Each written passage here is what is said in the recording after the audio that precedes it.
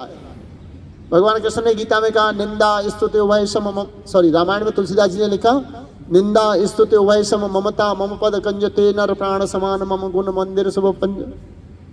गीता में कहते हैं तुल्य निंदा स्तुति मौनी अनिकेत एन के तुल्य निंदा स्तुति मौनी प्रसन्न चेतो सो एन किंचित अनिकेत स्थिर मतिर भक्ति मानवे प्रियो नरा।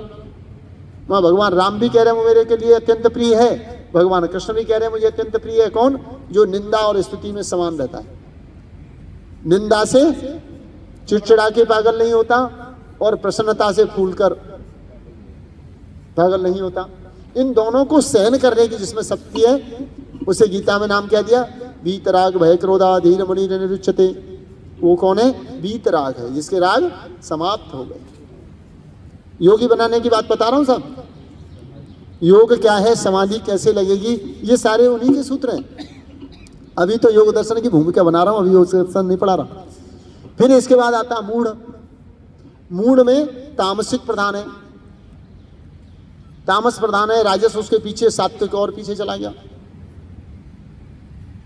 अब आता है एकाग्र, यानी अब साधना के द्वारा, योग के द्वारा, भक्ति के द्वारा, ज्ञान के द्वारा जिसने अपने तामस और राजस को डिलीट कर दिया, सिर्फ एकाग्र सात्विक बचा है, उसे हम कहते हैं एकाग्र। अपनी धुन में मस्त, सिद्ध पुरुष, शांत, आनंदित।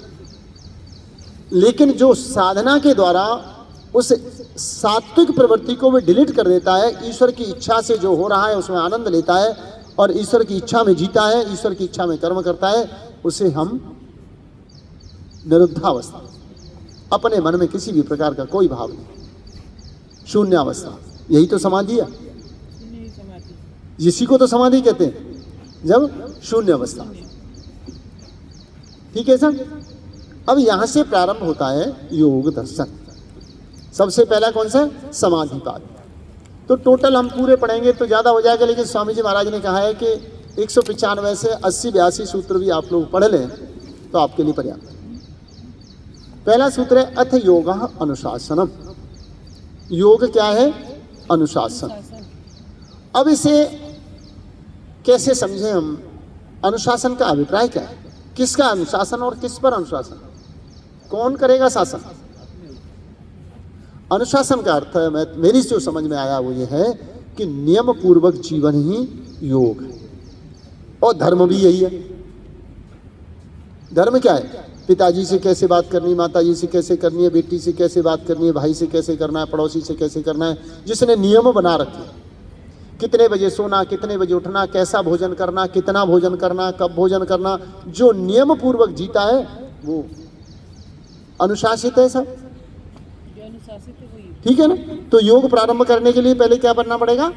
नियम बनाने पड़ेंगे। सबसे पहले सवेरे जल्दी उठना, नित्य कर्म करके योग कक्षा में आना, जल्दी उठने के लिए रात को जल्दी सोना, जल्दी सोने के लिए जल्दी भोजन करना, ये सब क्या है?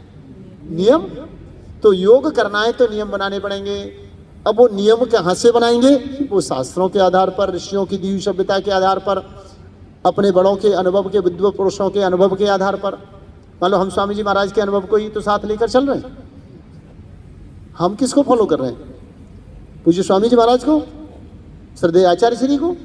उन्होंने जो परीक्षण किए, जो नियम बनाए और हमें बनाकर दिए, उमेश जी वही तो कर रहे हैं ना। बस सबका क्या नाम है?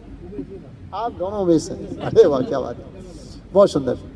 तो इस तरीके से, इस तरह से हमें योग करना है। समझ में आ रहा है ना? बिल्कुल ऐसी भाषा पढ़ाऊंगा जो बिल्कुल किताबों से अलग और मन में उतर जाए। इसी का नाम धर्म है।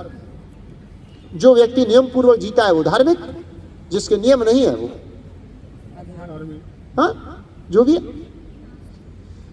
अब इसमें आया कि हमने नियम बनाएंगे, जिएंगे।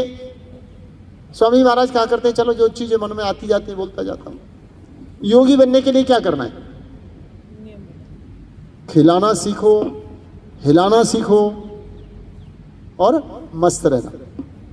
खिलाना, हिलाना और मस्त रहना, जिसे 3 काम आते हैं वो योगी।